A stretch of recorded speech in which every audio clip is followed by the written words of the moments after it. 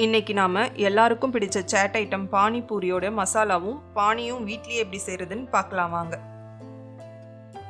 First ஒரு குக்கர்ல 1 cup பட்டாணி, 5 சின்ன சைஸ் உருளைக்கிழங்கு, தேவையான அளவு தண்ணி, கொஞ்சம் உப்பு சேர்த்து 5 விசில் விட்டு எடுத்து வச்சுக்கலாம். இப்போ ஒரு பேன்ல 1 ஸ்பூன் சீரகம், 1.5 ஸ்பூன் தனியா, 4 காஞ்ச மிளகாய் சேர்த்து ட்ரை ரோஸ்ட் பண்ணி பவுடர் பண்ணி எடுத்துக்கலாம்.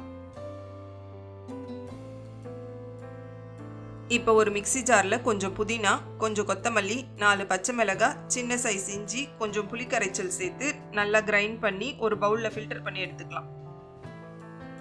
இதுலேயே தேவையான அளவு தண்ணி, 1 ஸ்பூன் அரைச்சி வச்ச மசாலா, 1/2 ஸ்பூன் சீரகத்தூள், 2 ஸ்பூன் லெமன் ஜூஸ், கொஞ்சம் கொத்தமல்லி, கொஞ்சம் வெங்காயம், கூடவே கொஞ்சம் பூந்தி சேர்த்து மிக்ஸ் பண்ணால் பானி ரெடி. இப்போ மசாலாவுக்கு ஒரு பவுலில் வேக வச்ச பட்டாணி, உருளைக்கிழங்கு சேர்த்து நல்லா மேஷ் பண்ணிக்கலாம். இதுலேயே தேவையான அளவு உப்பு, 1/2 ஸ்பூன் மிளகாத்தூள், 1/4 ஸ்பூன் சீரகத்தூள், 1/4 ஸ்பூன் ஆம்ச்சூர் பவுடர், 1/2 ஸ்பூன் அரைச்சி வச்ச மசாலா, 1/4 கப் பொடியாக நறுக்கின வெங்காயம், கொஞ்சம் கொத்தமல்லி சேர்த்து நல்லா பைண்ட் ஆகிற மாதிரி மிக்ஸ் பண்ணால் பானிபூரிக்கு மசாலா ரெடி.